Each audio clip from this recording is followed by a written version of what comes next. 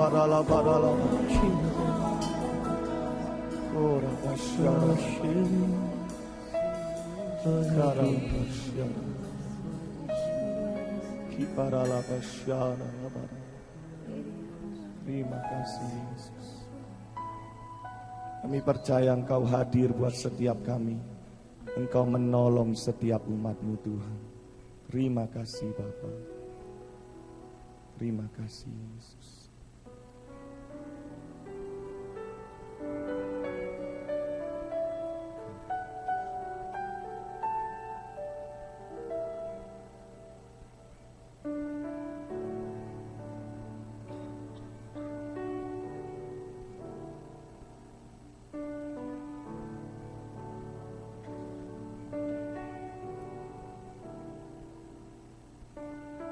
Saat ku dalam kesesakan,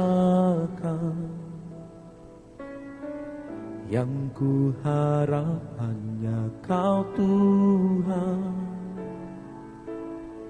Saat badai hidup menerpa, masih ada Tuhan bagiku. Saat semua jalan tertutup,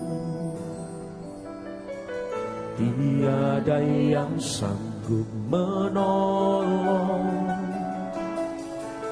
Saat air mata tercurah,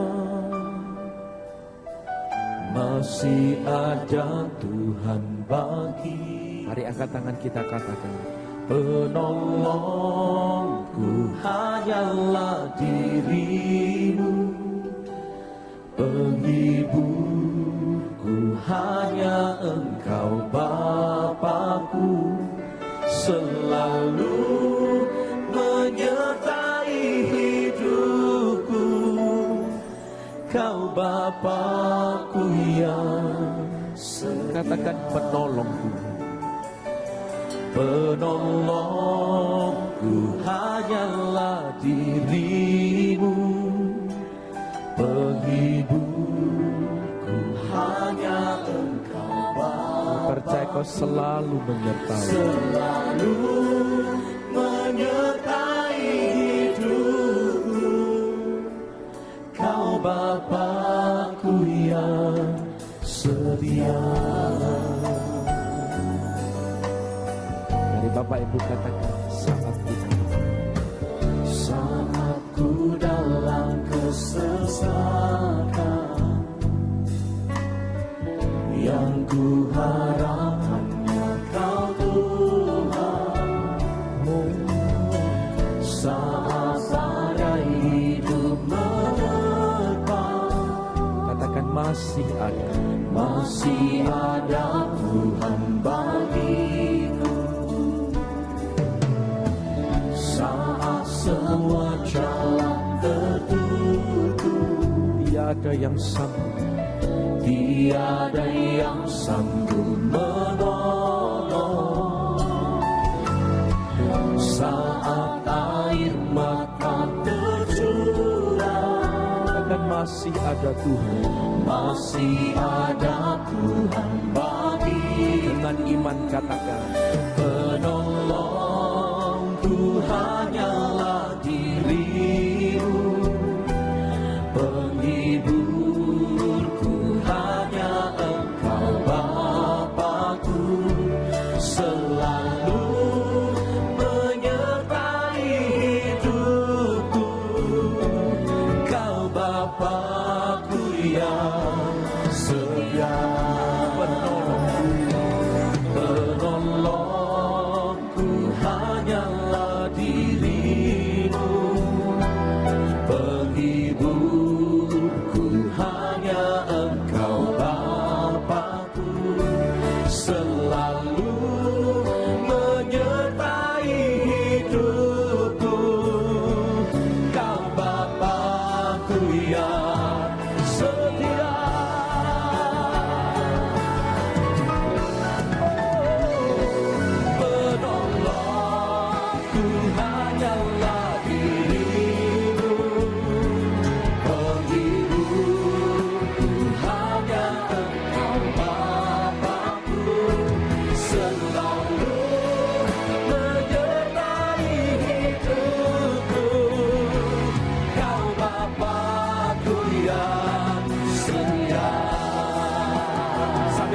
dan kita bangkit berdiri bersama. Angkat tanganmu, katakan, penolong Tuhan hanyalah dirimu, menghibur hanya Engkau Bapa-Ku, selalu menyertai hidupku. Oh, Kau Bapa-Ku yang setia penolongku, penolongku hanyalah dirimu, penghibur hanya Engkau Bapa-Ku, selalu menyertai hidupku. Kau Bapa-Ku yang setia. Saya percaya kalau sampai hari ini kita boleh ada, semua karena Tuhan pernah menolong setiap kita. Dan percayalah kalau sampai seterusnya, bahkan sampai selama-lamanya, Tuhan pasti menolong setiap kita. Kau yang percaya, angkat kedua tanganmu. Penolongku hanyalah dirimu, penghiburku hanya Engkau Bapa-Ku, selalu menyertai hidupku. Kau Bapa-Ku yang setia. Dengan iman sambil tengadahkan wajah kita. Penolongku hanyalah dirimu, penghiburku hanya Engkau Bapa-Ku, selalu menyertai hidupku. Kau Bapa-Ku yang setia. Katakan, selalu menyertai, selalu menyertai hidupku. Kau Bapa-Ku yang, oh Kau Allah Immanuel beserta kami, selalu menyertai hidupku. Kau Bapa-Ku yang setia.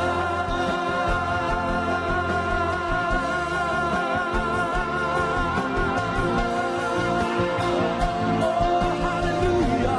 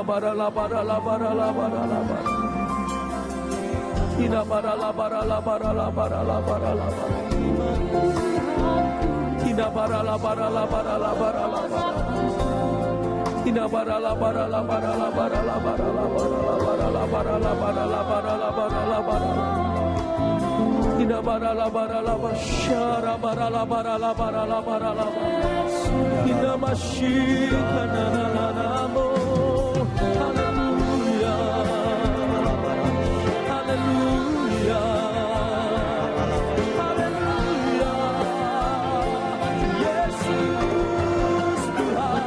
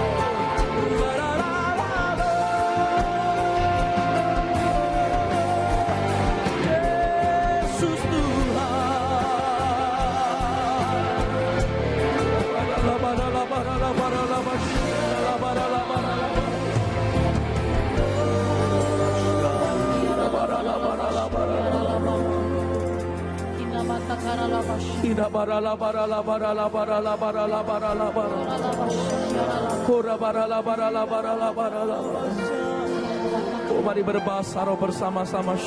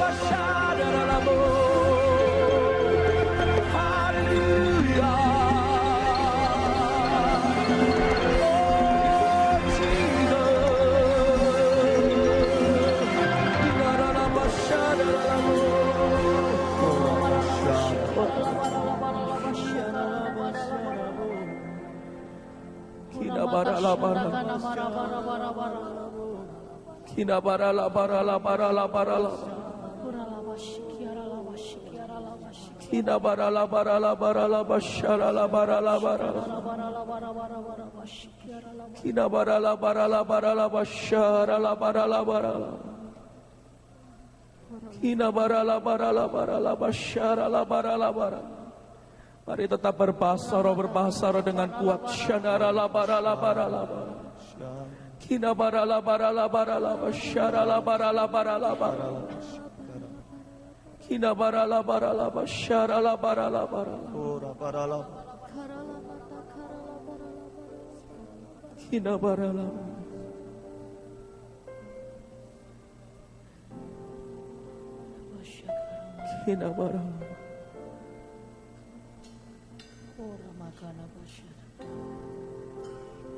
Seringkali kami lemah dan kami berputus asa. Kami meragukan rancangan Tuhan. Kami malam hari di tempat ini Tuhan, kami mau bangun iman kami kembali. Kami mau tetap terus percaya, berharap kepada Tuhan. Karena kami tahu rancangan Tuhan itu selalu yang terbaik buat setiap kami.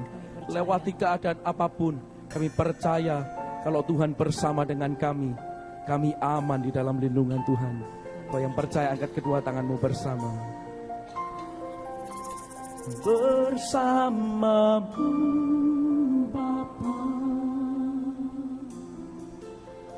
ku lewati semua. Ada perkenanan Tuhan, perkenanan-Mu ya, teguhkan hatiku. Amin, kami percaya Engkau yang bertindak. Dengan iman katakan memberi pertolongan. Memberi pertolongan. Anugerah-Mu besar melimpah bagiku. Oh, bersama-Mu Bapa, ya ku lewati semua.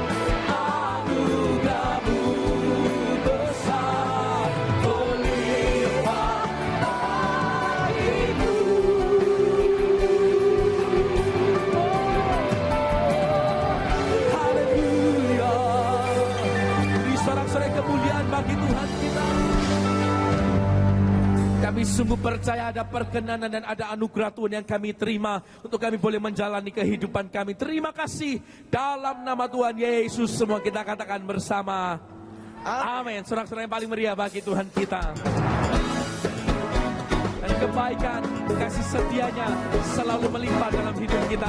Mari ucapkan syukur sore hari ini.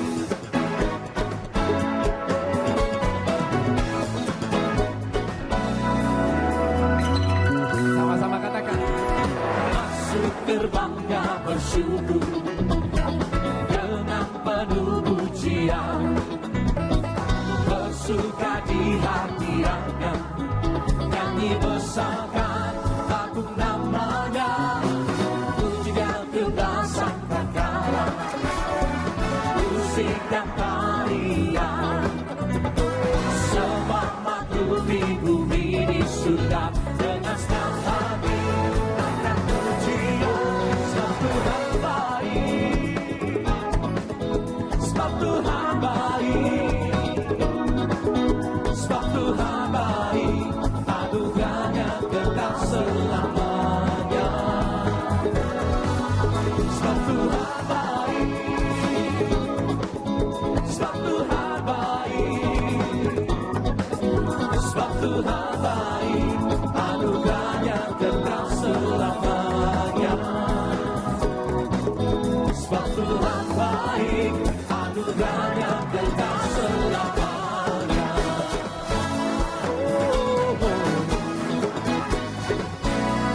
Sebut namanya Yesus.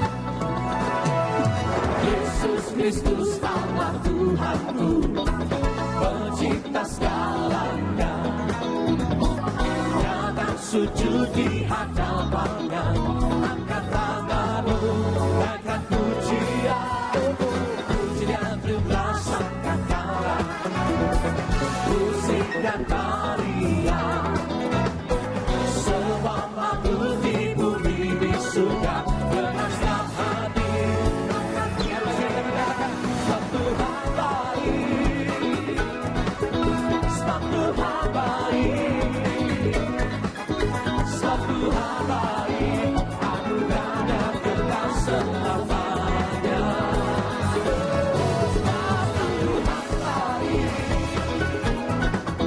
Sebab Tuhan baik,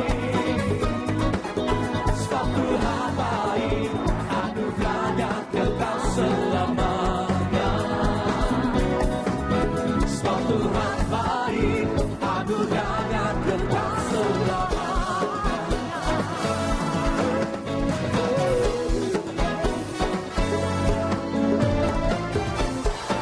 Tidak akan pernah berubah kesetiaan-Mu dalam hidup kami. Mari angkat kedua tanganmu, katakan.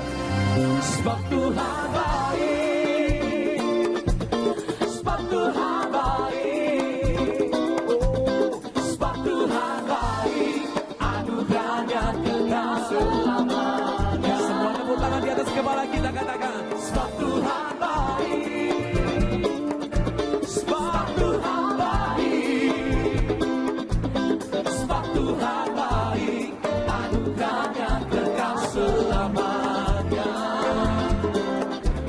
Sebab Tuhan baik, anugerahnya kekal selamanya. Sebab Tuhan baik, sebab Tuhan baik, sebab Tuhan baik, sebab Tuhan baik, sebab Tuhan baik, anugerahnya kekal selamanya. Sebab Tuhan baik, sebab Tuhan baik, sebab Tuhan baik, anugerahnya kekal selamanya. Sebab Tuhan baik, anugerahnya kekal selamanya. Sebab Tuhan baik, anugerahnya kekal selamanya.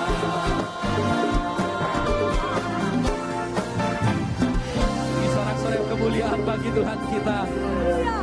Kebaikannya tidak pernah berubah, kuasanya pun tidak pernah berubah sampai selamanya. Yang percaya berkata amin. Tepuk tangan bagi Tuhan kita. Allah kita sanggup melakukan segala perkara. Sungguh tidak ada yang mustahil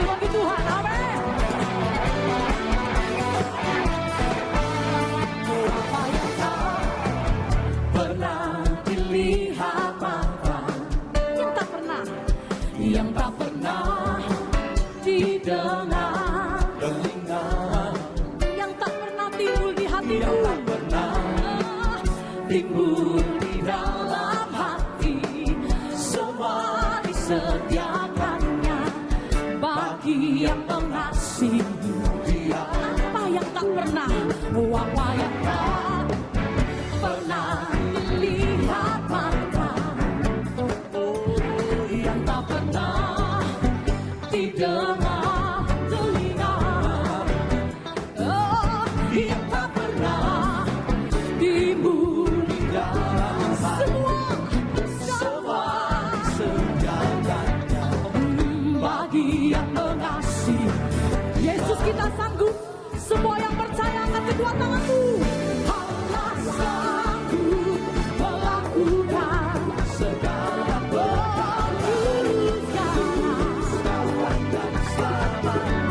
kuasa-Nya tidak berubah. Allah sanggup melakukan segala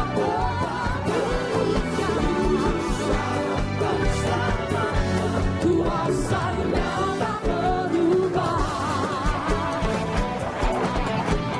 Apa yang tak pernah dilihat mata, yang tak pernah didengar telinga,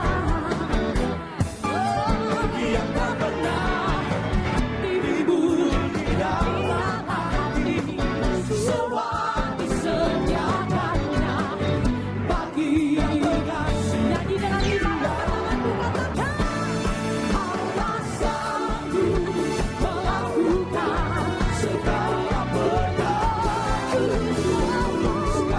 dan selamatnya, kuasa-Nya tidak berubah.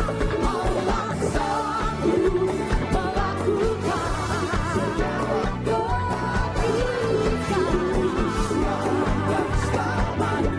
kuasa-Nya tak berubah. Kita hidup bukan oleh melihat, tetapi oleh percaya. Yang percaya angkat tanganmu, tepuk tangan di atas, tinggi-tinggi bersama. Oh, kami percaya Yesusku. Bapak Ibu, angkat kedua tanganmu, sebut namanya Yesus. Yesus sanggup melakukan segala perkara, dulu sekarang dan selamanya, kuasa-Nya tidak berubah. Yesus sanggup melakukan segala perkara, dulu sekarang dan selamanya, kuasa-Nya tak berubah. Yesus, Yesus sanggup, oh Yesus sanggup melakukan segala perkara. Kami percaya, selamanya, kuasa-Nya tidak berubah. Yes, Lord, we believe. Segala perkara, dulu, sekarang, dan selamanya, kuasa-Nya tak berubah. Dan selamanya, kuasa-Nya tak berubah.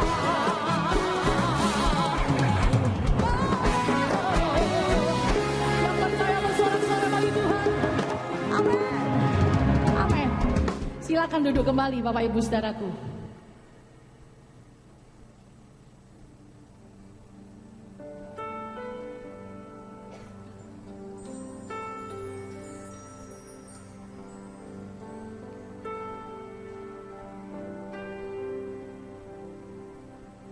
Hatiku tenang berada dekatmu, Kaulah jawaban hidupku.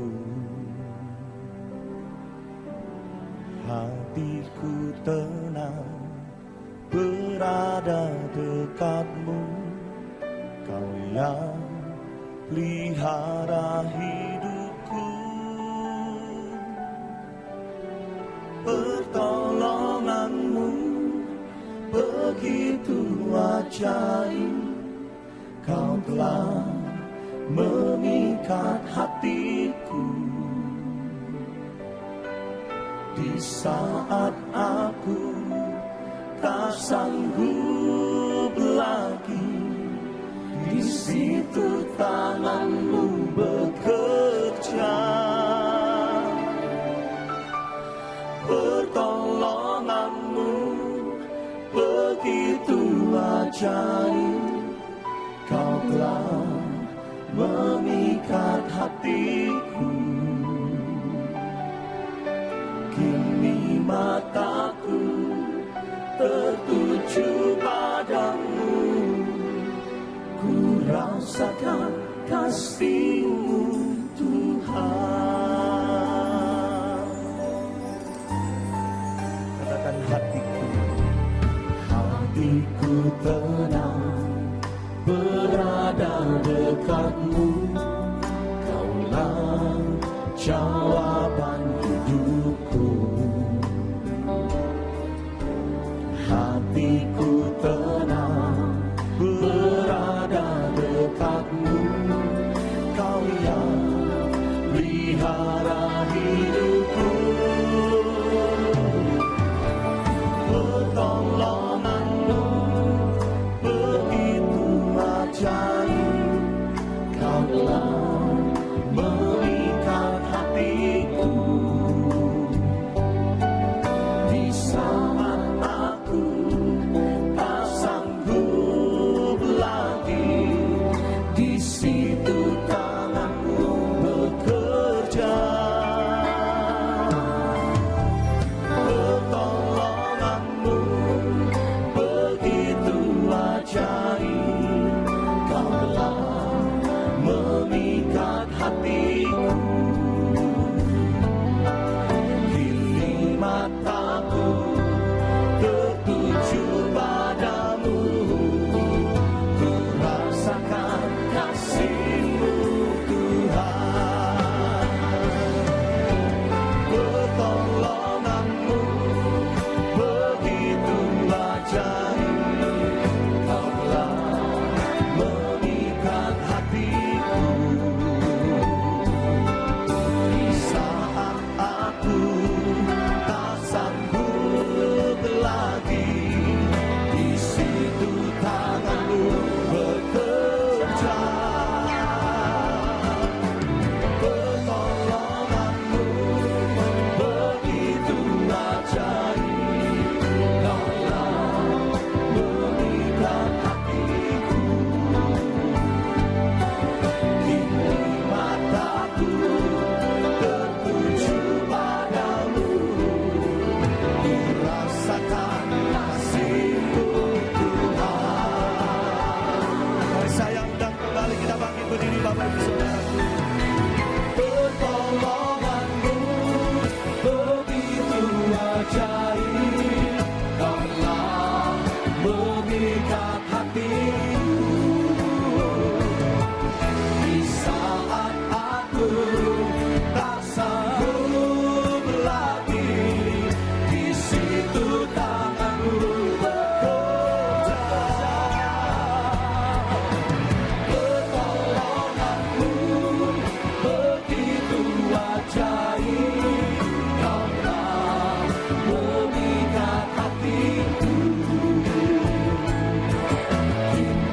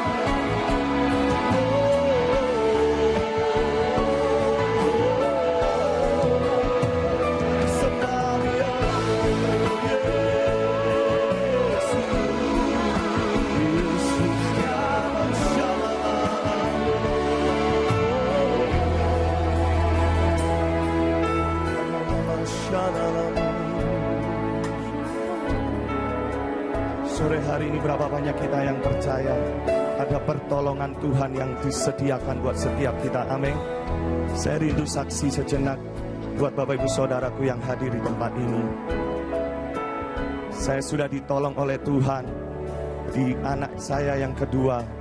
Pada waktu dokter diagnosa di kandungan usia 4 bulan, dokter mengatakan bahwa anak saya mengalami Down syndrome. Lalu dokter menyerahkan kepada saya, terserah apakah mau dilanjutkan atau tidak. Tapi sore hari ini saya boleh berkata, saya boleh bersaksi di tempat ini, saya tetap percaya kepada Tuhan. Saya imani kalau Tuhan sudah memberikan berkat dalam hidup saya percaya semuanya pasti indah dan ada rencana Tuhan yang ajaib. Amin. Dan singkat cerita, sampai tanggal 7 kemarin, bulan 7, anak saya yang kedua akhirnya lahir. Dan benar Bapak Ibu Saudaraku, Tuhan membuat 100% sempurna. Berikan sorak-sorai kemuliaan bagi Tuhan. Tuhan yang sama, Tuhan bisa menolong saya, Dia juga bisa menolong Bapak Ibu Saudaraku. Mari imani Bapak Ibu Saudaraku sore hari ini.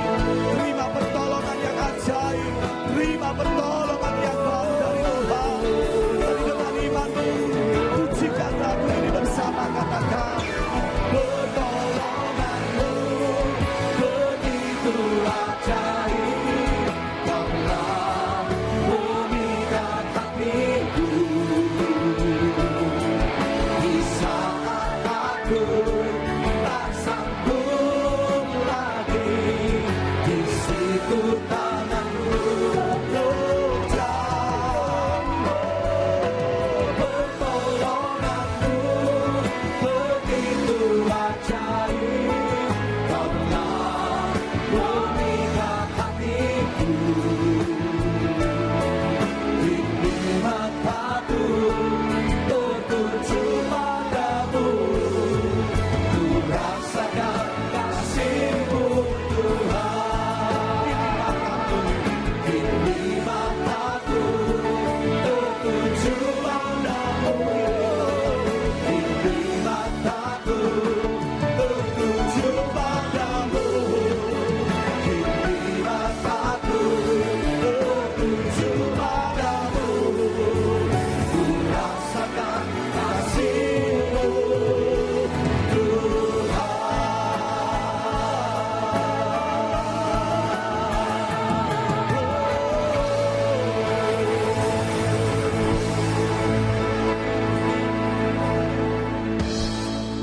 Bapa di dalam surga, sungguh senantiasa kami merasakan kebaikan-Mu, pertolongan-Mu dalam hidup kami. Dan sore hari ini oleh pertolongan-Mu yang ajaib itu, Engkau mengumpulkan kami di tempat ini beribadah kepadamu, memuji, menyembah-Mu Tuhan. Terima kasih Bapa dalam surga. Dan dalam ibadah ini kami juga mau belajar kebenaran firman-Mu. Tuhan urapi kami semua, supaya kami bisa mengerti kebenaran firman-Mu dan melakukannya. Urapi tanpa terkecuali. Kami mau belajar firman-Mu, kami berdoa di dalam nama Tuhan Yesus Kristus. Yang siap dengar firman Tuhan bersama berkata, amin. Sekali lagi sorak-sorai buat Tuhan Yesus Kristus Bapak Ibu. Silakan duduk Bapak Ibu yang dikasihi oleh Tuhan. Shalom. Selamat petang buat kita semua. Mari kita akan belajar firman Tuhan bersama-sama. Kita buka Alkitab kita Filemon. Kitab Filemon ayat 1 sampai dengan ayat yang ke-25. Kitab Filemon ayat 1 sampai dengan ayat yang ke-25. Hanya satu pasal saja Bapak Ibu. Dan malam ini waktu kita belajar satu kitab ini, kita berharap selesai dari ibadah ini kita mengerti batang tubuhnya, isi inti dari kitab Filemon. Lalu kita belajar melakukan dalam hidup kita sehari-hari. Filemon pasal 1 ayat 1 sampai 25. Saya akan bacakan untuk Bapak Ibu. Salam dari Paulus, seorang hukuman karena Kristus Yesus, dan dari Timotius saudara kita, kepada Filemon yang kekasih teman sekerja kami, dan kepada Apfia saudara perempuan kita, dan kepada Arkipus teman seperjuangan kita, dan kepada jemaat di rumahmu. Kasih karunia dan damai sejahtera dari Allah Bapa kita dan dari Tuhan Yesus Kristus menyertai kamu. Aku mengucap syukur kepada Allahku setiap kali aku mengingat engkau dalam doaku, karena aku mendengar tentang kasih-Mu kepada semua orang kudus dan tentang imanmu kepada Tuhan Yesus. Dan aku berdoa agar persekutuanmu di dalam iman turut mengerjakan pengetahuan akan yang baik di antara kita untuk Kristus. Dari kasihmu sudah kuperoleh kegembiraan besar dan kekuatan. Sebab hati orang-orang kudus telah kau hiburkan, saudaraku. Ayat 8, karena itu, sekalipun di dalam Kristus aku mempunyai kebebasan penuh untuk memerintahkan kepadamu apa yang harus engkau lakukan. Tetapi mengingat kasihmu itu, lebih baik aku memintanya daripadamu. Aku, Paulus, yang sudah menjadi tua, lagi pula sekarang dipenjarakan karena Kristus Yesus, mengajukan permintaan kepadamu mengenai anakku yang kudapat selagi aku dalam penjara, yakni Onesimus. Dahulu memang dia tidak berguna bagimu, tetapi sekarang sangat berguna baik bagimu maupun bagiku. Dia aku suruh kembali kepadamu, dia yaitu buah hatiku. Sebenarnya aku mau menahan dia di sini sebagai gantimu untuk melayani aku selama aku dipenjarakan karena Injil. Tetapi tanpa persetujuanmu, aku tidak mau berbuat sesuatu supaya yang baik itu jangan engkau lakukan seolah-olah dengan paksa, melainkan dengan sukarela. Sebab mungkin karena itulah dia dipisahkan sejenak daripadamu, supaya engkau dapat menerimanya untuk selama-lamanya. Bukan lagi sebagai hamba, melainkan lebih daripada hamba, yaitu sebagai saudara yang kekasih. Bagiku sudah demikian, apalagi bagimu, baik secara manusia maupun di dalam Tuhan. Kalau engkau menganggap aku temanmu seiman, terimalah dia seperti aku sendiri. Dan kalau dia sudah merugikan engkau ataupun berhutang padamu, tanggungkanlah semuanya itu kepadaku. Aku, Paulus, menjaminnya dengan tulisan tanganku sendiri. Aku akan membayarnya agar jangan kukatakan tanggungkanlah semuanya itu kepadamu. Karena engkau berhutang padaku, yaitu dirimu sendiri. Ya saudaraku, semoga engkau berguna bagiku di dalam Tuhan. Hiburkanlah hatiku di dalam Kristus. Dengan percaya kepada ketaatanmu, kutuliskan ini kepadamu. Aku tahu lebih daripada permintaanku ini akan kau lakukan. Dalam pada itu, bersedialah juga memberi tumpangan kepadaku, karena aku harap oleh doamu aku akan dikembalikan kepadamu. Salam kepadamu dari Epafras, temanku sepenjara karena Kristus Yesus, dan dari Markus, Aristarkus, Demas, dan Lukas, teman-teman sekerjaku. Kasih karunia Tuhan Yesus Kristus menyertai roh kamu. Yang berbahagia adalah mereka yang membaca, merenungkan serta melakukan kebenaran firman Tuhan dalam hidup mereka sehari-hari. Bapak Ibu, kita mau belajar bagian ini bersama-sama. Kitab Filemon masuk dalam kategori surat-surat penjara, karena ditulis dari dalam penjara.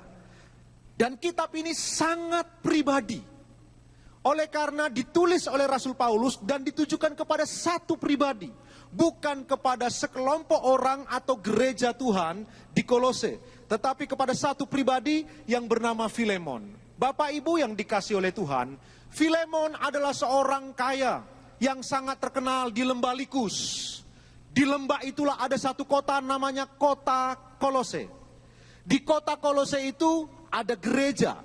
Seperti zaman sekarang, zaman dulu juga sangat sulit membangun gereja. Itu sebabnya gereja diadakan di rumah-rumah. Jemaat di Kolose beribadah di rumah Filemon. Jadi nanti waktu Bapak Ibu baca kitab Kolose, maka seluruh jemaat itu beribadahnya di rumahnya Filemon, orang kaya raya ini, yang bertobat di bawah pelayanan Rasul Paulus. Namun yang merintis gereja ini pertama adalah Epafras. Setelah kemudian Epafras dipenjarakan bersama dengan Rasul Paulus oleh karena Injil, maka gembalanya adalah Filemon. Ada istrinya disebutkan tadi di dalam ayat yang pertama dan kedua, kemudian ada anak laki-lakinya, Arkipus, yang nanti di kitab Kolose disebut lagi namanya, si Arkipus itu, Bapak Ibu yang dikasihi Tuhan. Nah, Filemon sebagai orang kaya di zaman itu, Bapak Ibu, seorang tuan tanah di lembah Likus, punya seorang hamba, seorang budak, namanya Onesimus. Nah, budak ini Bapak Ibu, Onesimus, kemungkinan besar melakukan satu kesalahan yang merugikan tuannya. Bapak Ibu ingat, semangat di zaman itu, dalam zaman itu seorang budak, seorang hamba tidak punya hak sama sekali. Sekali seorang tuan beli di pasar budak, seorang budak, lalu dipekerjakan di rumahnya, maka budak itu, hamba itu tidak punya hak apapun. Suka-suka si tuan mau diapain. Barangkali beli dari pasar budak, kemudian disiksa, dianiaya, suka-suka seorang tuan. Tidak ada aturan yang bisa membela hak-hak dari budak di zaman itu. Karena memang budak, hamba, tidak punya hak Bapak Ibu yang dikasih oleh Tuhan. Nah, Onesimus berbuat kesalahan kepada tuannya Filemon, yang di rumah itu ada persekutuan doa atau gereja. Keluarga ini keluarga kudus yang mencintai Tuhan. Kelihatannya kesalahannya cukup serius, dan karena dia takut, Onesimus lari ke kota Roma. Dari Kolose dia lari cukup jauh ke Roma. Kenapa? Karena Roma adalah kota metropolis di waktu itu, kota yang sangat ramai. Untuk menghilangkan jejak supaya tidak ketemu dengan tuannya, dia lari ke tempat yang ramai. Itu tempat yang paling tepat untuk menghilangkan jejak. Entah bagaimana Bapak Ibu yang dikasih oleh Tuhan, sampai dia di Roma mungkin melakukan kejahatan yang lebih parah, kita tidak tahu. Namun kemudian dia ditangkap dan dijebloskan ke dalam penjara. Onesimus, hamba yang nakal tadi, yang tidak jujur kepada tuannya, melarikan diri, tetapi kemudian ditangkap, dijebloskan ke dalam penjara. Di dalam penjara dia bertemu dengan Rasul Paulus yang sedang dipenjarakan oleh karena pemberitaan Injil. Paulus lengannya dirantai, kemudian dirantaikan kepada seorang prajurit Bapak Ibu. Dan setiap hari ada beberapa sip, 3 sip setiap hari. Prajurit bergantian menjaga Rasul Paulus dengan dirantaikan ke tubuh mereka atau ke lengan mereka juga. Dan Paulus pernah berkata dalam suratnya, memang aku dibelenggu, tetapi Injil tidak pernah terbelenggu. Kenapa? Waktu dia dibelenggu, kesempatan dia memberitakan Injil dengan bebas. Paulus memberitakan Injil. Setiap kali tentara Romawi prajurit itu berganti orang, dia kesempatan memberitakan Injil. Bersama dengan Epafras juga. Dan Bapak Ibu, kelihatannya Onesimus di dalam penjara bertemu dengan Rasul Paulus, diinjili oleh Paulus, sehingga kemudian Onesimus pun bertobat di bawah pelayanan Rasul Paulus di dalam penjara. Dari Onesimuslah Paulus mendengar kabar tentang Filemon, orang yang dulu dimuridkan oleh Rasul Paulus, lalu kemudian menjadi gembala sidang di Kolose. Dari Onesimuslah dia mendengar kabar tentang Filemon yang terkenal kebaikannya Bapak Ibu. Dan dari beberapa teman-teman rekan-rekan yang lain. Nah, kelihatannya di dalam penjara itu terjadilah perbincangan antara Onesimus dengan Rasul Paulus. Onesimus cerita barangkali dia berbuat kesalahan yang cukup serius, melarikan diri dari rumah tuannya, sampai kemudian masuk ke dalam penjara. Nah Bapak Ibu yang dikasih oleh Tuhan, singkat cerita teks yang kita baca tadi. Rasul Paulus memberi nasihat kepada Onesimus. Engkau harus kembali kepada Tuanmu. Sampai kapan kau melarikan diri? Melarikan diri terus dari masalah yang kau hadapi. Engkau harus kembali kepada Tuanmu. Nah, seorang budak kembali kepada tuannya karena pernah berbuat salah dan melarikan diri, itu sama dengan bunuh diri. Pasti pulang dipenggal atau digantung. Suka-suka si tuan. Jadi kalau Onesimus harus pulang kembali bertemu dengan Filemon, itu sama dengan ular cari pukul. Itu sama dengan bunuh diri. Tetapi Rasul Paulus memberi jaminan. Ditulislah kitab Filemon ini sebagai surat pengantar supaya dibawa oleh Onesimus, lalu ketemu dengan Filemon dengan membawa surat itu Bapak Ibu. Coba perhatikan ini baik-baik. Rasul Paulus seorang rasul Tuhan yang hebat. Hanya muncul 500 tahun sekali orang seperti ini yang jenius luar biasa. Seorang Ibrani yang cekatan, pekerja keras. Orang ini mahir dalam perjanjian lama. Biasa menyelesaikan perkara-perkara besar dalam gereja. Perhatikan kitab Roma, teologianya yang dalam. Efesus, sesuatu yang detail tentang Kristus. Lalu Korintus, pergumulan-pergumulan yang berat di gereja Korintus yang besar dan kaya itu. Dia memberikan jawaban-jawaban teologis yang sangat sehat. Dia memberi jawaban untuk masalah-masalah yang besar. Tapi masalah Filemon dengan Onesimus juga bukan masalah yang remeh bagi dia. Hal-hal yang sederhana pun Rasul Paulus memperhatikan dengan baik. Tuhan itu Bapak Ibu bukan hanya cekatan mengerjakan perkara-perkara besar. Allah yang sama juga peduli kepada hal-hal yang remeh dalam hidup kita. Nah singkatnya kemudian Rasul Paulus membuat surat ini, kitab Filemon ini, untuk dibawa oleh Onesimus kepada Filemon. Perhatikan ini baik-baik, ada pelajaran yang sangat baik yang kita bisa pelajari dari kitab Filemon. Mari memperhatikan cara Rasul Paulus menulis. Perhatikanlah di dalam ayat yang keempat sampai dengan yang ketujuh. Di dalam ayat yang ke-8 dia berkata, karena itu, kalau Bapak Ibu perhatikan, di dalam kitab Filemon, ayat yang ke-8 dia berkata demikian Bapak Ibu, karena itu, karena apa? Ayat 4 sampai dengan ayat yang ke-7. Rasul Paulus mengatakan begini, aku telah mendengar tentang imanmu kepada Kristus. Aku telah mendengar tentang kasihmu yang terkenal itu. Sehingga orang-orang kudus berterima kasih oleh karena kehadiranmu. Perhatikan cara Rasul Paulus Bapak Ibu. Cara dia beramah tamah dengan model ketimuran. Dia mengambil bawahnya. Dia tunjukkan kelebihan-kelebihan dari Filemon Bapak Ibu. Dia memuji dengan tulus karena memang itulah karakter yang kuat dari si Filemon orang kaya ini. Dia puji si Filemon oleh Rasul Paulus. Dia berkata, karena itu sekalipun di dalam Kristus aku mempunyai kebebasan penuh untuk memerintahkan kepadamu apa yang harus engkau lakukan. Tetapi mengingat kasihmu itu. Perhatikan ini baik-baik. Rasul Paulus sedang berkata begini, dia sebagai seorang rasul yang sangat terkenal. Dia sangat terkenal di gereja mula-mula. 3 soko guru gereja, Petrus, Yakobus, Yohanes, menghormati Rasul Paulus karena dia bekerja lebih keras dari semua rasul yang lain. Dan bukan hanya itu Bapak Ibu, Filemon adalah buah dari pelayanannya. Itu sebabnya Paulus berkata kepada Filemon, engkau berhutang nyawa kepadaku, tanda kutip. Engkau berhutang nyawa, engkau berhutang budi kepadaku. Nah Bapak Ibu, sekalipun dia seorang rasul, ini adalah hasil buah dari pelayanannya si Filemon. Dan orang ini berhutang nyawa. Karena biar bagaimanapun Tuhan memakai Rasul Paulus untuk menyelamatkan Filemon. Namun Paulus tetap menaruh dirinya di bawah. Lalu kemudian berkata, karena kasihmu itu, demi kasihmu itu, aku sebenarnya berhak untuk memerintah. Tapi aku tidak mau. Aku ingin, oleh karena kasihmu itu, terimalah Onesimus. Memang dulu dia tidak berguna bagimu. Tetapi sekarang dia berguna bagiku, dia juga berguna bagimu. Sebenarnya di dalam ayat yang ke-11 itu, Rasul Paulus bermain kata Bapak Ibu. Karena Onesimus arti namanya adalah berguna. Jadi Paulus berkata, dulu dia tidak berguna. Namun sekarang yang tak berguna itu menjadi Onesimus, menjadi berguna. Seharusnya Filemon, waktu aku di penjara karena Kristus, seharusnya engkau yang ada di penjara ini melayani aku.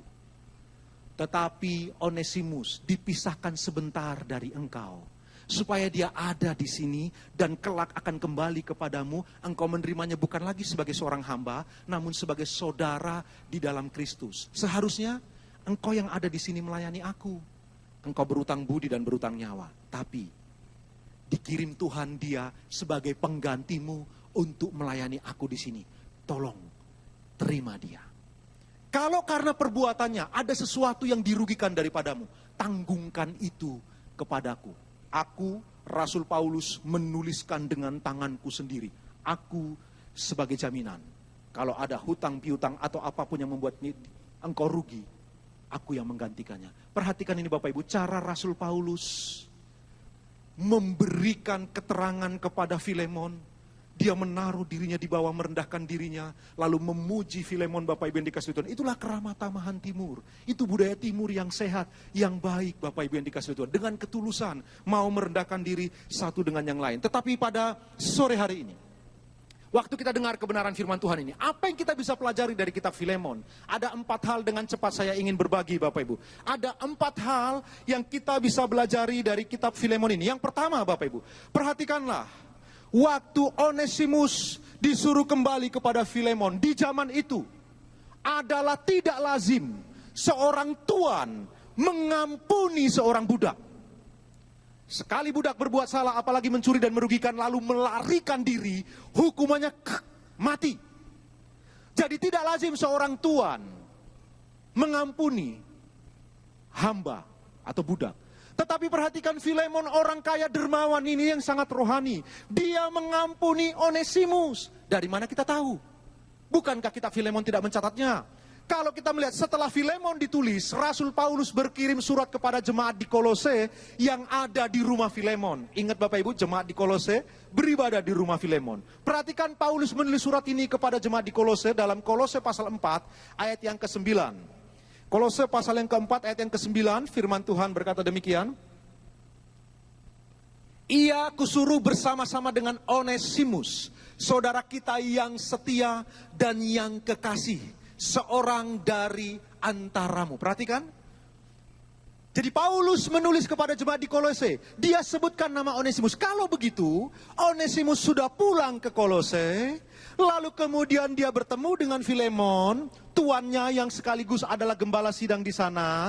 Kelihatannya dia diampuni, sehingga kemudian dia ada di sana, beribadah di sana, dan dimuridkan oleh Filemon, sang tuan ini Bapak Ibu. Filemon sebagai seorang yang terhormat, yang dikenal kasihnya luar biasa, yang dikenal kekayaannya karena dia tuan tanah di Lembah Likus, mau menerima seorang hamba, seorang jongos, seorang budak sederhana, dia terima, dia ampuni. Ini tindakan yang tidak lazim.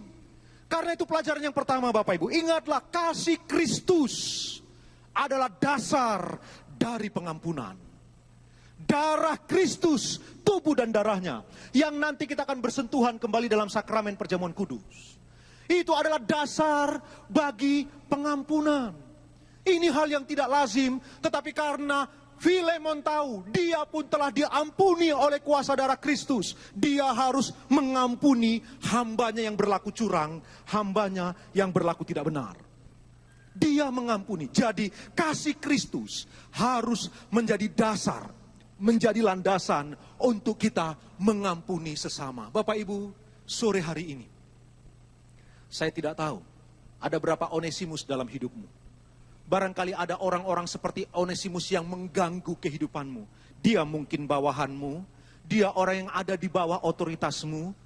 Kita perlakukan dia dengan benar dan baik. Saya yakin Filemon memperlakukan dengan baik karena Filemon mencintai Tuhan. Filemon sudah lahir baru, di rumahnya ada ibadah. Bapak Ibu, entah apa yang terjadi dengan Onesimus Bapak Ibu yang dikasih oleh Tuhan. Tapi yang pasti Bapak Ibu, mungkin dalam hidup kita ada Onesimus. Orang-orang yang menjengkelkan kita demikian rupa. Ada orang yang tidak pantas sama sekali untuk diampuni. Mungkin itu ada. Tetapi sore ini sebelum kita bersentuhan dengan tubuh dan darahnya Bapak Ibu, kita harus belajar bahwa kasih Kristus menjadi basic, dasar bagi kita mengampuni sesama. Pengalaman Filemon bersama dengan Kristus bahwa dia diampuni, membuat dia bisa mengampuni Filemon. Bapak Ibu, sekali lagi, ada orang-orang yang sungguh tidak pantas untuk diampuni. Salah satunya John Panggabean. Saya mungkin tidak pantas diampuni oleh Tuhan Yesus, namun faktanya dia mengampuni saya juga, mengampuni kita semua. Kalau ada dalam hidup kita orang-orang seperti itu, Bapak Ibu, mari kita belajar begini. Kalau kita melihat orang yang menjengkelkan, kita lihat dia, sulit bagi kita mengampuni. Kalau begitu, jangan lihat dia, lihat Kristusnya. Perhatikan Kristus, berpusatlah kepada Kristus, itu yang disebut dengan Kristosentris. Lalu berkata, Tuhan, aku mengasihimu, karena aku mengasihimu, aku mengampuni dia. Jadi perhatikanlah Bapak Ibu, ampuni dia bukan karena siapa dia. Ampuni dia karena siapa Kristus yang telah mengampuni kita. Jadi kita belajar mengubah pola pikir paradigma kita. Semakin sulit mengampuni seseorang, ampunilah bukan karena siapa dia. Ampunilah karena Kristus yang kita sembah itu telah mengampuni kita terlebih dahulu. Dan perhatikanlah Bapak Ibu, kalau kita memperlakukan itu, Tuhan akan memberkati kita dengan luar biasa. Amin. Coba tepuk tangan lebih meriah lagi bagi Tuhan. Kitalah orang-orang yang sudah diampuni, Tuhan akan memberi kita kemampuan untuk mengampuni sesama. Siapapun itu Bapak Ibu yang dikasih oleh Tuhan. Tetapi ada pelajaran kedua yang sangat penting. Yang kita harus perhatikan, sebenarnya ini hal yang sangat penting dari kitab Filemon. Bapak Ibu yang dikasih oleh Tuhan, Filemon lari dari tuannya. Maksud saya Onesimus lari dari tuannya yang bernama Filemon itu. Bertemu dengan Rasul Paulus di dalam penjara. Paulus pasti memberitahu, sampai kapan kau akan lari dari masalah. Nah ini penting Bapak Ibu. Jangan pernah lari dari masalah. Apapun masalahmu, hadapi. Jadi Paulus sedang mengajarkan engkau harus belajar bertanggung jawab. Anak Tuhan yang sudah lahir baru, yang di dalam hatinya berdiam Allah Roh Kudus, harus belajar bertanggung jawab. Human responsibility. Jadilah orang yang bertanggung jawab. Jangan lari dari masalah. Mau sampai kapan kita lari dari masalah? Perhatikan ini baik-baik. Bapak Ibu, saya ingin mengingatkan kita semua. Ayo kita belajar, jangan pernah lari dari masalah. Semakin kita lari dari masalah, berarti kita belum lulus dari ujian tersebut. Dan selama kita belum lulus dari ujian tersebut, Tuhan akan mengizinkan kita dikejar terus oleh masalah itu. Sampai otot rohani kita kuat dan kita lulus ujian. Percayalah. Itulah cara Allah melatih kerohanian kita. Jadi kalau kita lari dari masalah, dia akan datang lagi masalah yang persis sama dengan itu. Terus, mau sampai kapan kita berlari? Kita akan capek Bapak Ibu yang dikasih oleh Tuhan. Oleh karena itu, jadilah orang yang bertanggung jawab. Perhatikan Onesimus Bapak Ibu. Dia belajar bertanggung jawab. Nah, dari buah atau dari benih yang dia tabur, dia harus menuai apa yang dia tabur. Dia menuai kecurangan kepada tuannya. Entah bagaimana kemudian dia masuk penjara di Roma. Perhatikan. Dia menabur yang kurang baik kepada tuannya yang mengasihi Tuhan. Dia harus menuainya dengan masuk ke dalam penjara. Tetapi kemudian di sana Bapak Ibu yang dikasih oleh Tuhan, dia bertemu dengan Rasul Paulus. Ini yang disebut dengan providensia Allah. Cara Allah memelihara umat pilihannya. Siapapun kalau sudah dipilih oleh Allah, perhatikan cara dia melakukannya Bapak Ibu. Waktu dia lari ke dalam penjara, kemudian diminta pulang oleh Rasul Paulus, perhatikan. Onesimus tetap harus membayar hutangnya kepada Filemon. Itu sebabnya Paulus berkata, kalau engkau dirugikan Filemon, tanggungkan kepadaku. Memang bukan Onesimus yang membayarnya karena Onesimus tidak punya uang. Tetapi kemudian Rasul Paulus yang harus membayarnya. Maksud saya Bapak Ibu, waktu seseorang berbuat sesuatu kesalahan, maka dia harus bertanggung jawab. Tidak boleh ngemplang. Ngemplang utang tidak boleh. Hanya karena rekan kita itu anak Tuhan yang mengasihi Tuhan, yang melayani Tuhan, yang cinta Tuhan. Lalu kemudian kita semena-mena, tidak bertanggung jawab. Kita ngemplang dari tanggung jawab kita. Tidak boleh. Perhatikan Onesimus. Dia diampuni oleh Filemon, yes. Tetapi akibat dari perbuatannya, dia masuk ke dalam penjara. Akibat dari perbuatannya, dia harus bayar hutang. Walaupun digantikan oleh Rasul Paulus yang membayar hutang. Tetapi perhatikan Bapak Ibu, itulah cara Tuhan bekerja. Itu sebabnya dalam perjanjian lama ada dikatakan firman Tuhan Bapak Ibu, Allah mengampuni dosa, tetapi sekali-kali tidak membebaskan orang dari kesalahannya. Semua orang yang melakukan pelanggaran pasti dihukum. Allah itu kasih, karena kasihnya dia pasti mengampuni. Namun perhatikan Allah yang sama, punya sisi lain dari pribadinya. Allah itu adil. Kejahatan membutuhkan keadilan Allah untuk ditegakkan. Jadi Filemon memang diampuni. Tapi Filemon harus, maksud saya bukan Filemon, Onesimus harus bertanggung jawab terhadap perbuatannya kepada Filemon. Dia harus melakukannya. Bapak Ibu, jadilah anak-anak Tuhan yang bertanggung jawab. Ini penting sekali. Apapun masalahmu, kalau itu karena engkau berbuat salah, bertanggung jawab. Tuhan suka orang-orang yang punya human responsibility. Manusia yang bertanggung jawab. Tuhan suka. Sekecil apapun masalahmu atau sebesar apapun, jangan lari. Hadapi, bertanggung jawablah. Perhatikan Bapak Ibu ya. Orang-orang yang bertanggung jawab akan diberkati Tuhan luar biasa dan dipakai Tuhan lebih dahsyat lagi. Perhatikan ini. Ayo tepuk tangan, boleh tepuk tangan, tidak apa-apa. Perhatikan ini Onesimus Bapak Ibu. Salah satu sarjana teolog yang kita punya yang sangat terkenal di abad kita, William Barclay. Teolog perjanjian baru yang sangat terkenal. Dia menulis dalam bukunya Bapak Ibu. Tahun 60 ditulis kitab Filemon. 50 tahun kemudian ada seseorang yang menuliskan sejarah tentang Onesimus Bapak Ibu. Namanya Ignatius. Perhatikan Ignatius berkata demikian Bapak Ibu.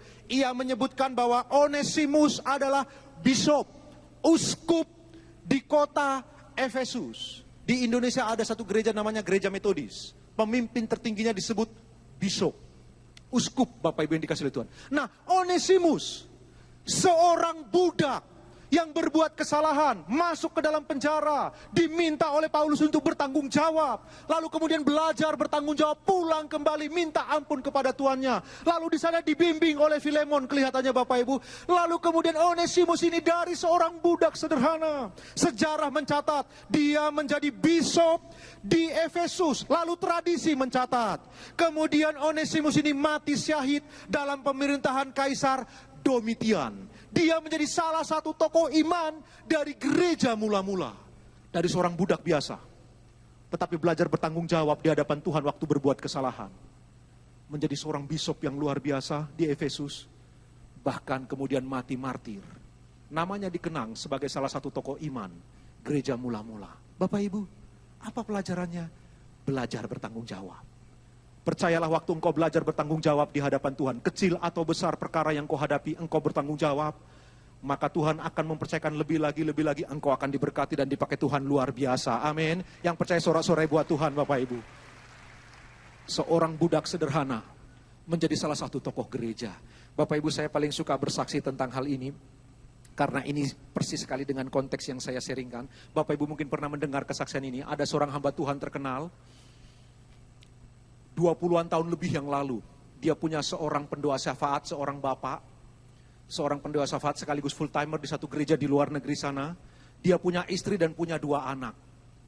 Lalu bapak ini katanya berdoa, katanya sebagai seorang pendoa syafaat, berdoa di gereja, lalu Tuhan bicara kepada dia. Dia pulang ke rumah, dia cerita kepada istrinya, "Mami, tadi papi berdoa di gereja." Lalu Tuhan bicara, "Oh iya papi, Tuhan bicara apa?" Dia bilang begini, katanya Tuhan bicara begini, "Sebenarnya mami itu bukan jodoh yang dari Tuhan untuk papi. Jadi mami itu bukan jodohnya papi sebenarnya." Lalu kemudian dia ceraikan istrinya. Sudah punya anak 2. Anak Tuhan, pendoa syafaat, dia ceraikan istrinya. Ini tipikal anak Tuhan yang tidak punya human responsibility. Tidak punya rasa tanggung jawab. Tidak boleh begitu. Nggak boleh begitu. Kita semua bisa salah. Saya bisa salah. Bapak Ibu kita semua yang ada di ruangan ini bisa salah. Kebanyakan dari kita cari jodoh bukan berdoa dulu. Kebanyakan dari kita Bapak Ibu, enggak ada. Mungkin sedikit sekali orang yang punya pengalaman, jodohnya itu dibisikin oleh Tuhan, atau di hati yang sangat kuat sekali. Nanti jodohmu adalah si A, yang rumahnya di sana, yang suka pakai baju merah. Sangat sedikit kita yang punya pengalaman spektakuler seperti itu. Tuhan langsung menjodohkan begitu. Sangat sedikit. Kebanyakan dari kita, karena cinta yang menggebu-gebu, main tabrak saja. I love you, lamar langsung. Enggak banyak dari kita yang sungguh-sungguh berdoa, sungguh-sungguh berlutut, sungguh-sungguh tanya Tuhan. Dulu kita mungkin masih nakal. Masa muda kita masih sembarangan, berantakan Bapak Ibu. Sehingga waktu kemudian menikah, barangkali kita menikah dengan seorang wanita atau seorang pria yang bukan jodoh yang dari Tuhan. Seandainya saya berdoa, Tuhan berkata begitu, John Panggabean, istrimu yang sekarang, Reti Trionovida Elizabeth, sebenarnya bukan jodoh yang dari aku. Andaikan Tuhan berkata begitu kepada saya waktu saya berdoa, maka sebagai orang yang punya tanggung jawab, human responsibility, harusnya saya begini Bapak Ibu. Oh Tuhan, ampuni saya, ampuni hambamu yang berdosa ini. Dulu waktu mencari pasangan hidup hanya dengan mata, tidak dengan lutut. Ampuni aku yang kurang berdoa Tuhan. Saya mengaku berdosa, ampuni saya. Tapi Tuhan, karena kami berdua sudah diberkati di gereja. Saya sudah punya 2 anak perempuan yang cantik-cantik. Biarlah Tuhan, izinkanlah sampai maut memisahkan, dia tetap menjadi istriku yang sah. Sampai maut memisahkan kami. Kalau saya ngomong begitu kepada Tuhan, lalu ternyata Tuhan itu orang Batak, dia akan berkata begini, mantap kali kau John Panggabean. Ayo tepuk tangan buat Tuhan, Bapak Ibu yang dikasih oleh Tuhan. Dia akan berkata begitu, mantap. Memang kita salah, kita bisa salah. Tapi kalau kita bertanggung jawab di hadapan Tuhan, Tuhan suka orang-orang bertanggung jawab. Karena itu, hai anak-anak Tuhan yang hadir malam hari ini, tidak kebetulan kau hadir. Dan kemudian kita akan menikmati sakramen ini. Jadilah pribadi-pribadi yang bertanggung jawab. Seperti apapun bebanmu, bertanggung jawablah. Tuhan memberkati Bapak Ibu dan saya. Amin. Sorak-sorai lebih baik lagi bagi Tuhan. Itu pelajaran yang kedua dari kitab Filemon. Yang pertama, kasih Kristus menjadi dasar pengampunan. Yang kedua, pentingnya bertanggung jawab di hadapan Tuhan. Yang ketiga Bapak Ibu, ingat, kasih Kristus meruntuhkan tembok-tembok pemisah. Kitab Filemon, kitab yang indah. Untuk zaman kita mungkin ini tidaklah terlalu menggigit, kurang gregetnya. Tapi di zaman gereja mula-mula, ini sangat greget luar biasa. Kenapa? Di zaman itu ada perbedaan yang sangat jauh antara Tuhan dengan hamba. Filemon dengan Onesimus. Sebenarnya ada jurang tak terseberangi, tembok yang sangat tebal, tidak mungkin bisa ditembus. Ada perbedaan strata sosial, yang satu tuan, yang satu budak. Belum lagi perbedaan warna kulit, Belum lagi suku bangsa. Paulus berkata, aku orang Ibrani, aku dari suku Binyamin. Tadi saya terangkan Bapak Ibu, kenapa Paulus sebutkan aku dari suku Binyamin? Orang Israel paling suka bicara kemurnian. Nah Bapak Ibu yang dikasihi Tuhan, sebenarnya kalau kita baca firman Allah sungguh-sungguh, Israel itu ada 13 suku. Kenapa? Karena tidak ada suku Yusuf, tetapi digantikan dengan suku Manasye dan Efraim anaknya. Jadi ada 13 suku. Yang 11 kemudian membangun kerajaan menjadi kerajaan utara, kawin campur dengan Samaria. Bapak Ibu yang dikasihi Tuhan, orang-orang Samaria. Lalu kerajaan selatan, ibu kotanya Yerusalem, itu hanya tinggal 2 suku, Yehuda dan Benyamin.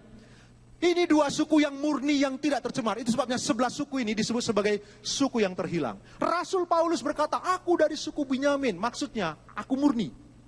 Aku tak tercemar, tak terkontaminasi. Karena orang Ibrani sekali lagi suka bicara kemurnian. Nah bayangkan, zaman itu Bapak Ibu, rasis sangat kuat. Perbedaan suku bangsa, itu bisa memperuncing masalah kalau ada masalah Bapak Ibu. Orang zaman dulu perbedaan strata sosial ada, lalu rasis terjadi, nepotisme, sukuisme dan lain sebagainya. Tetapi karena Kristus Yesus Tuhan, tembok-tembok pemisah ini dirubuhkan. Perhatikanlah, persaudaraan Filemon dengan Onesimus bukan lagi tuan dan hamba, tetapi persaudaraan menjadi saudara di dalam Kristus. Dan tahukah Bapak Ibu, persaudaraan di dalam Kristus jauh lebih kekal dan lebih kuat daripada persaudaraan satu darah dan satu daging. Ingatlah baik-baik, engkau punya saudara satu darah satu daging. Tapi kalau dia tidak percaya Yesus sebagai Tuhan dan Juru Selamat, persaudaraanmu cuma di bumi. Begitu mati, yang satu ke lembah sana, yang satu hidup kekal bersama dengan Kristus. Perhatikan, itu persaudaraan satu daging satu darah. Kalau kita berbeda iman, satu selamat, satu amblas. Tetapi persaudaraan di dalam Tuhan, Bapak Ibu yang dikasihi oleh Tuhan, persaudaraan di dalam Kristus, persaudaraan kita kekal. Nanti di surga Bapak Ibu lihat saya lihat Bapak Ibu. Persaudaraan kita bukan hanya di bumi, sampai kepada kekekalan. Karena itu ini sangat penting sekali. Coba perhatikan, coba saling melihat kanan kiri Bapak Ibu. Perhatikan sebelahmu, berkata begini, hei kita bersaudara sampai kekekalan ya. Bersaudara Bapak Ibu akan ketemu nanti di surga. Itu saudaramu di dalam kekekalan nanti. Karena itu Bapak Ibu, firman Tuhan ini mengingatkan kita, kasih Kristus meruntuhkan tembok-tembok rasis, tembok-tembok nepotisme, diruntuhkannya. Tidak ada lagi perbedaan strata sosial. Di dalam Kristus kita bersaudara. Itu sebabnya di gereja ini Bapak Ibu, kita terdiri dari berbagai macam suku bangsa. Amin. Coba tepuk tangan buat Tuhan Bapak Ibu. Di dalam Kristus tidak boleh ada rasis. Kadang-kadang saya mengaku, kadang-kadang hati saya bersih dari rasis. Kadang-kadang muncul lagi godaan-godaan itu. Bapak Ibu, saya mengaku saya orang Batak. Saya punya anak 2, perempuan dua-duanya. Tingginya sudah hampir sesaya. Anak sekarang gak tahu kenapa kok panjang-panjang. Mungkin kebanyakan makan kacang panjang, saya kurang tahu. Tinggi-tinggi mereka. Kadang-kadang di hati itu begini Bapak Ibu. Tuhan, kalau bisa biarlah anakku menikah sama orang Batak. Apalagi kalau pendeta. Sebenarnya ada bibit-bibit itu yang saya harus belajar pelan-pelan. Tidak boleh. Semua suku bangsa, selama dia mencintai Tuhan Yesus sungguh-sungguh, maka dia pun bisa diberkati dan keluarganya damai sejahtera. Amin Bapak Ibu. Ayo tepuk tangan buat Tuhan yang ajaib Bapak Ibu. Yang penting cinta Tuhan Yesus sungguh-sungguh. Tapi kadang-kadang ada godaan itu Bapak Ibu. Mari kita belajar bersama-sama dari kebenaran firman Tuhan ini. Karena kasih Kristus meruntuhkan tembok-tembok. Yang terakhir Bapak Ibu yang dikasihi oleh Tuhan. Kasih Kristus mengajar kita untuk saling menghormati. Perhatikan Rasul Paulus, seorang yang besar luar biasa. Dia menghormati Filemon, dan Filemon menghormati Onesimus hambanya. Dan saya yakin Onesimus menghormati mereka berdua. Kekristenan, anak-anak Tuhan harus saling menghormati. Sekali lagi, sekalipun kita mengaku ada orang-orang yang tidak pantas untuk dihormati. Firman Tuhan berkata ada orang yang pantas dihormati 2 kali lipat. Mereka yang bekerja keras untuk kerajaan Allah. Para hamba-hamba Tuhan yang bekerja keras sungguh-sungguh mengelola pelayanan seperti di tempat ini. Layak mendapatkan 2 kali penghormatan. Firman Tuhan memberitahu kita Bapak Ibu. Tapi kita mengaku jujur. Ada orang-orang yang tidak pantas untuk dihormati. Sekalipun mungkin dia anak Tuhan, betapa sulitnya. Tidak ada alasan untuk kita bisa menghormati dia. Tapi sekalipun begitu Bapak Ibu, ingat ini baik-baik. Kalau ada orang yang tidak pantas untuk engkau hormati, namun engkau tetap menghormati, kualitas pribadimu berbeda. Isi karakter yang di dalam itu berbeda. Mari kita belajar bersama-sama menghormati siapapun itu. Pertama-tama pemimpin-pemimpin rohani Bapak Ibu yang layak mendapatkan 2 kali lipat penghormatan Bapak Ibu yang dikasihi oleh Tuhan. Saudara-saudara seiman. Mulai malam hari ini sesama anak Tuhan, mari kita saling menghormati. Amin. Maka damai sejahtera akan datang dalam diri Bapak Ibu dan saya. Ayo sorak-sorai buat Tuhan Bapak Ibu. Kita bangkit berdiri bersama-sama. Waktunya kita akan menikmati sakramen perjamuan kudus. Bapak Ibu, malam ini kesempatan indah luar biasa. Setiap kali bersentuhan dengan tubuh dan darah ilahi itu, kita dibuat terharu. Kita diingatkan. Ingatlah karya Kristus yang memungkinkan Bapak Ibu dan saya berkumpul. Kita semua bersaudara. Karyanya yang memungkinkan kita bisa mengampuni sesama. Karyanya yang memungkinkan kita bisa menjadi anak-anak Tuhan yang bertanggung jawab. Mari malam ini datang kepada Tuhan, kita berdoa. Mari naikkan satu pujian kepada Tuhan. Engkaulah jalan yang sempurna, janjimu murni, bagai emas perak, perisai perlindungan, keselamatan. Mari kita tundukkan kepala. Melimpah hati kami dengan pujian dan syukur buat kasih yang Tuhan nyatakan bagi kami lewat kebenaran firman-Mu untuk menuntun dan membimbing supaya kami dapat hidup sebagaimana yang Engkau mau, supaya melalui hidup kami seperti Filemon, Onesimus, Tuhan makin dipermuliakan. Kami bersyukur buat perkenanan dan kelayakan yang Tuhan beri sehingga kami boleh masuk lebih mendalam lagi, dipersekutukan dengan Tuhan lewat tubuh dan darah-Mu. Berkat-Mu memberkati hamba-hamba-Mu yang melayani, ya, juga atas kami semua yang dilayani dalam nama Yesus. Amin. Jemaat silakan duduk.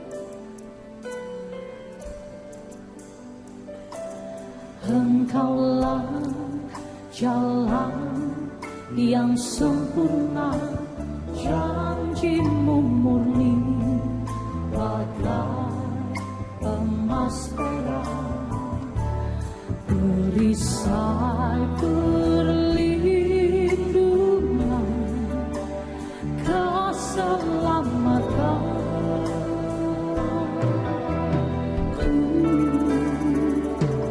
Engkaulah jalan kebenaran, dalam kasih-Mu ada kehidupan. Menolong yang setia di dalam kesengsaraan, bagaikan langit yang membentang, begitu luas kasih Tuhan tiada terhitung. Pertolongan-Mu dalam hidupku,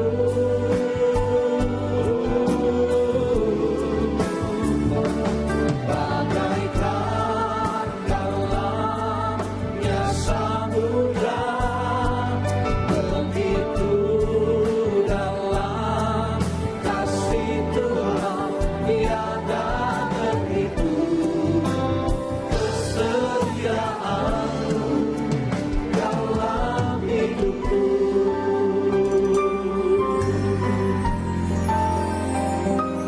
Engkaulah jalan yang sempurna, janji-Mu murni, bagai emas perak,